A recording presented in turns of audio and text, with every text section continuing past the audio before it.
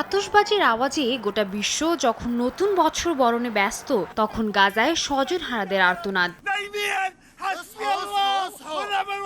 বুধবার জাবালিয়া শরণার্থী শিবিরে ইসরায়েলি বিমান হামলায় নিহত হয়েছে নারী ও শিশুসহ অন্তত ১৭ ফিলিস্তিনি। হামলা চালানো হয়েছে গাজা সিটির সুজাইয়া এবং দক্ষিণাঞ্চলের খান ইউনিসেও। নতুন বছরের প্রথম দিনে গাজা জুড়ে একের পর এক হামলা চালিয়েছে দখলদার ইসরায়েলি সেনারা। যুদ্ধবিরতি চুক্তির তোয়াক্কা না করে লেবাননে হিজবুল্লাহ স্থাপনার সন্দেহে একটি ভবন ও গাড়িতে হামলা চালিয়েছে নেতানিয়াহু বাহিনী। ইসরায়েলের দাবি, হিজবুল্লাহ সদস্যরা ওই ভবন থেকে বিভিন্ন জায়গায় অস্ত্র সরবরাহ করছিল।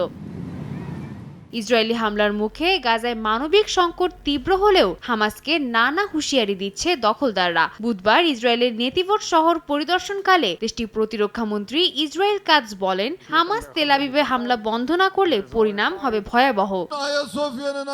যদিও বিশ্ববাসীর দাবি দ্রুত গাজায় যুদ্ধ বন্ধের। এই দাবিতে রাজপথে নামেন তুরস্কের হাজারো বাসিন্দা। সমাবেশে ভাষণ দেন দেশটির প্রেসিডেন্ট রিসেপ তাইয়েপ এরদোগানের ছেলে বিলাল এরদোগান। এদিকে ইরানের সর্বোচ্চ নেতা আয়াতুল্লাহ আলী খামেনির দাবি, ইসরায়েল ও যুক্তরাষ্ট্রের হাজার চেষ্টার পরও এই সংঘাতে জয় লেবাননেরই হবে। সাদিয়া তাসলিম, সময় সংবাদ।